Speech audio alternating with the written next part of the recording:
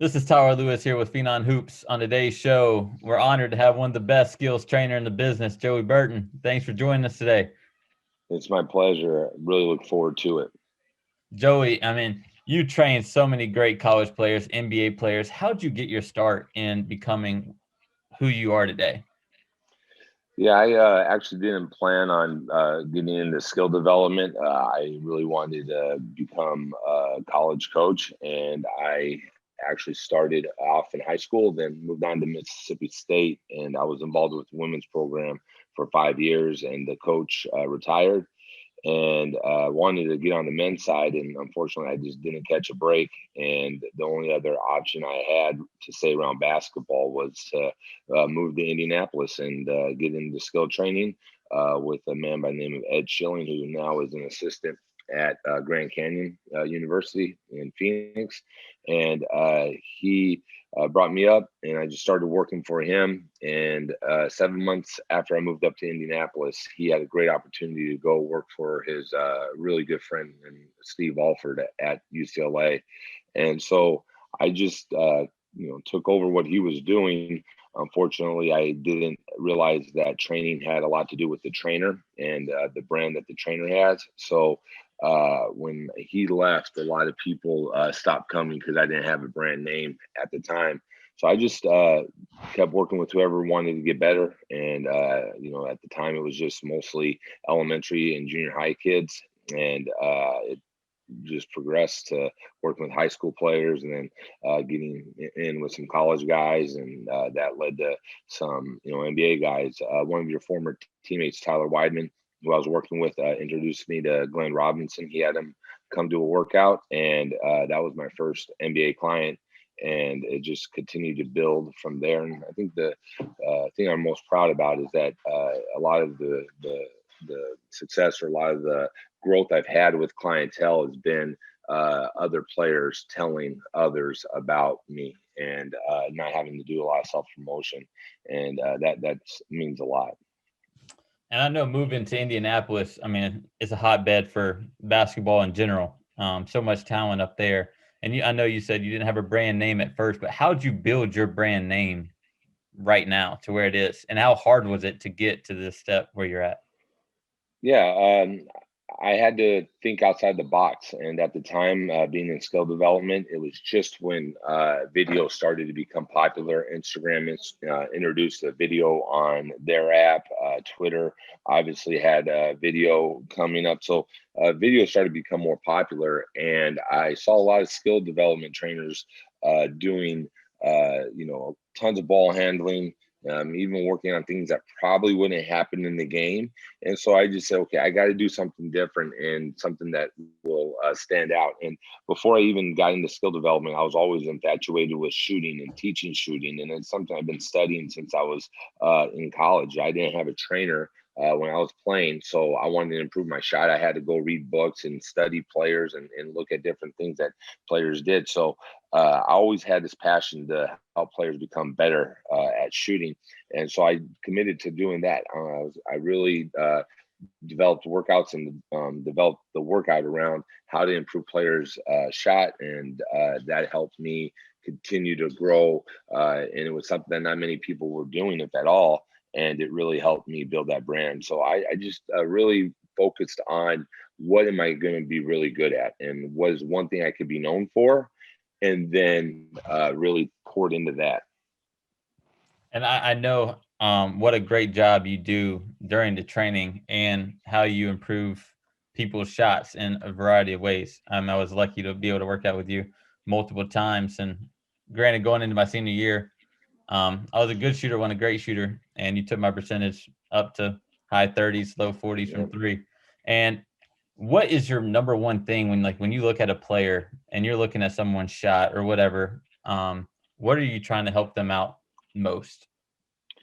I think the thing I'm really committed to is making sure players have great arc. I think many players miss because their arc gets too low, and I think that's a result of players playing at a younger age on 10-foot baskets, or higher baskets. So they're just accustomed to shooting the ball at the rim.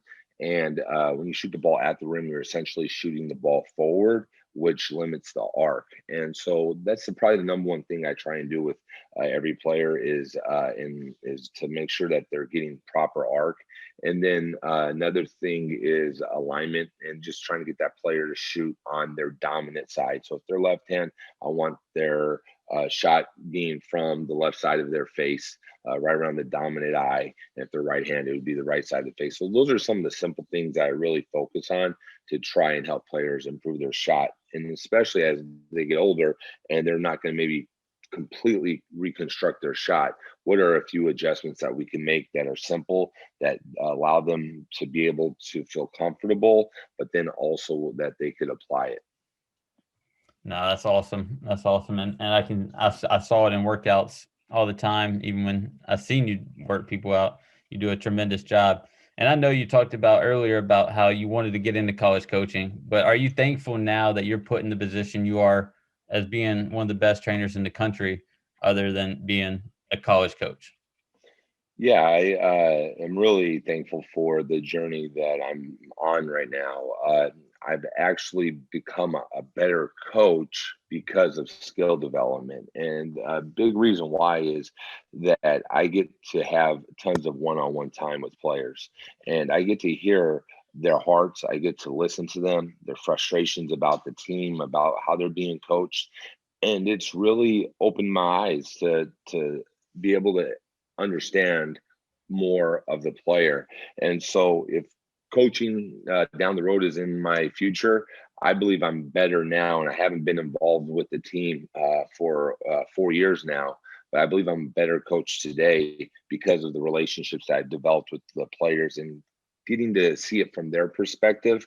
And like one thing I'd be big on if I was back in college is like making sure our staff is helping each player get better. And I have this saying that the famous saying is players don't know until they or players don't care how much you know until you show them how much you care, or they don't know how much you know, and it's about how much you care.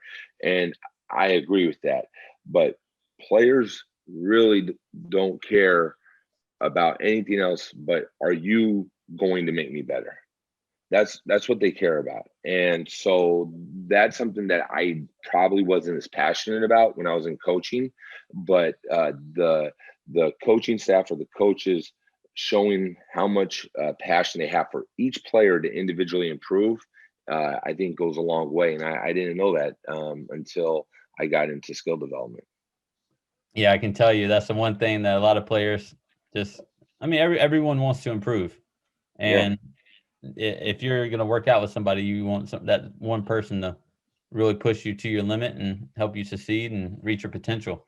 And I know you started working once you moved to Indianapolis. You said you started working out with small young kids, and I know you had to love it because some of the young kids obviously don't have the same talents that you're working with now. And I know you had to love it. And when did you first fall in love with the game of basketball, either playing it or coaching it? Yeah, I lived with my grandmother for 10 years and right outside Chicago. And she told me a story about when I was 3 years old. Her and my grandfather were in Phoenix, where I grew up at, and they were going to visit her other daughter in New Mexico. And they were taking my two older brothers. And I wanted to go, but I was just too young to go on that long of a trip. And so I was ready to go. And she said that I had my basketball and my basketball shoes. And that's all I had. And I was ready to get in their van. And she always told me that, you always loved basketball. And that's when I think I really was in love with it when I was 3 and I didn't even know it. And it just continued to progress. And I knew I wanted to get into coaching early. When I was a teenager, I saw how coaches could influence others. I was influenced by coaches. My dad didn't coach at any level, but he volunteered his time to coach youth teams, and he really had a passion to serve others. And so it's something I wanted to do. So it just was natural for me to have a love that I had from when I was 3, to uh, use it to impact and inspire others. That's awesome. And I've know, and obviously I know you train so many great players. And you have some great ones that you train. But what are some of like your favorite players that you train? Not may not be the most talented players, but just some of your favorites that just do everything like the right way, and you just love going into the gym with. Yeah. I mean, I don't want to sit here and say one player. I'll say that there's characteristics of a player. Each player that I enjoy working with, and it's not just all my NBA clients or high level college clients. It's the characteristic of they want to get better. And one thing I've been really stressing is just players that listen. That's a skill that I'm starting to really emphasize in my workouts is holding players accountable to listening and being able to really want to learn what is being taught. And so just this ability to wanting to get better, wanting to learn, a player that is very passionate about challenging themselves, that it's okay to get out of their comfort zone. Those are some of the characteristics I like to be able to be involved with and help get better. And it's really amazing how some of the players that I work with, the high NBA players, they have those characteristics, and some of the players that might not reach their full potential, they were lacking in some of those characteristics. So there's a reason why a lot of these guys get to where they get, and it's not only because of you had all this special talent. It's the characteristics that come with it. And so I don't have a specific favorite player. It's just those characteristics that are important to me. And that's, I mean, that's a good life lesson in general, just Yeah, listening. I mean, my dad always told me, listen with your eyes. I mean, yeah, yeah, like yeah, look at somebody when they're talking. yeah, And it really goes a long ways. And obviously, you're gonna, if you really want to get better, you'll listen to the person who's teaching you. Um, exactly. and some of the players who you're working with right now, can you kind of give me a rundown of who you're working with? And Yeah, yeah. Working with Glenn Robinson III. He was my first NBA client. He is a free agent right now. Working with Jeff Teague. He just signed with the Boston Celtics. Working with Dakota Mathias. He played at Purdue. Was in the G League last season and earned a two-way this year with Philadelphia. Been in the gym a lot with Trey Lyles. He's a local Indiana product, and he is with the Spurs. Keelan Martin, he was with Minnesota, and he's still a free agent right now, so he'll probably know where he's going the next few days. So those are some of the higher level clientele that I've been having in the gym this summer on a consistent basis. And then just continuing to help youth players. I have no shame in continuing to help a player that wants to get better, and I'm always going to stay committed to helping whoever wants to get better as my time allows. that's one thing I do love about you. No matter if it's an NBA player or middle school kid or whatever, you're here to help out any player, any person, just become better on the court and off the court. When you train or your daily life, what is your motto? What's your mission statement? How do you live your life by? Um, I really got this from my grandmother that she always told me there was her favorite saying, and I adopted it was passion is the prerequisite to success. And if you're passionate every day about what you're doing, whatever you're doing doesn't become a job. I don't feel like me being in the gym sometimes 8-10 hours a day is a real job, and I uh, just sometimes I just shake my head and just say, wow, like, man, I'm really helping players getting better. I'm getting paid for this, and I'm able to provide for my family doing this. It's really cool. I had an opportunity to go up to Chicago to work with George Niang, who is one of my clients as well. And he's like, here's the address to the hotel. and it's the nicest hotel I've ever stayed in. And then we go and work out at a small Catholic high school gym in Chicago. And just coming back to that, and I'm just like, man, this is awesome. And I don't live for those moments, but I mean, that's pretty cool. And so I think that's all because there's a passion to serve others, a passion to get better myself, so that as I get better, the players I'm helping get better. So it's always based upon passion. And I know you show that passion every single day because I know you love what you do. And that old saying, if you love what you do, you never have to work a day in your life. A day in life, yes, And sir. and I feel like you really never have to work a day in your life. You love what you do, and you're able to, like you said, make a living, provide for your family. And I know your family means a lot to you. Obviously, you brought up your grandma a lot during this interview. So how does your family play an impact on your life and your job when you're working 8 to 10 hours in the gym? Yeah, I just have a great teammate, and that's my wife. We view each other as a team. She is my helpmate. We work together. Raising 4 kids. She There's a lot of responsibility because of my schedule, but just her presence of being able to understand what I do. She played basketball in high school, so she has an understanding of the game. She likes basketball, and so she just has been a support system throughout my entire journey of basketball. When I was first starting this, we had some rough times. We had some financial shortfalls. Things were very tight at times, and she never spoke one discouraging word to me. It was always uplifting. It was always, I believe in you. I believe on that, the path that we're on right now is going to lead to success. And, that always has meant a lot to me. And, just little things like coming by the gym throughout the day and just sometimes peeking in and just wanting to say hello, and sometimes bringing the kids in real quick so they could see their dad is just, it means a lot to me. And it's something that was started when we were at Mississippi State together, and then it's just progressed to where we're at today. That's awesome that you have sort of like that lifelong partner that's going to rock with Yeah, you until you die. yeah, Um, yes, you definitely need that in life. yep, Every successful person has that one person right beside their side, that yep. because you can't do it. You can't do it by yourself. You can't do it Never, alone. no. Especially in this profession, when you're around a game that's demanding and is not always, you know, the schedule's not always set, where it's 9 to 5.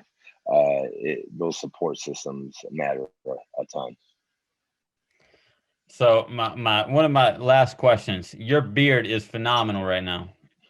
Obviously, I mean, I grew a beard out my senior year at Butler, but I mean, it's definitely not like that, and it's really impressive, man. Are you just gonna keep that thing growing, or you gonna shave it one of these days?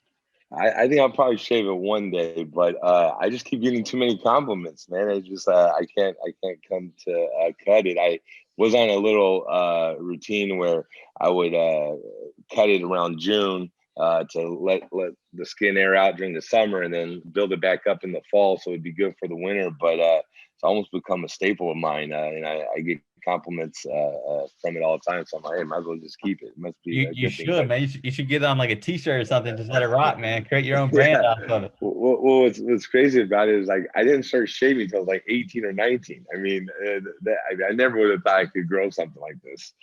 I mean, now you're not shaving anyway, so you're good. You got No, the beard no, going. no. So, That's a big plus, man. Knowing that you don't have to wake up and shave or worry about anything like that. You just let it rock, man. no, it's awesome. I love the beard. And then my last question. Yeah. Is there any way we can get some Joey Burton power hours down here in North Carolina here soon? That's my last question. Yeah, definitely. Let's figure out how we could get down there, and I might be going down to North Carolina here soon. So I was actually thinking about you. If my plans work out here pretty soon, I'll definitely let you know, because I might be needing some of your help with gym space. Sounds good, man. Well, I appreciate you coming on here, Joey. It's been awesome. Thanks for taking the time. I really appreciate it. You know how much you mean to us and my family here. You've been awesome to us. We're so grateful that I was able to Yeah. be with you in Indianapolis. So I appreciate you coming on here. And thanks for all you do for the game of basketball.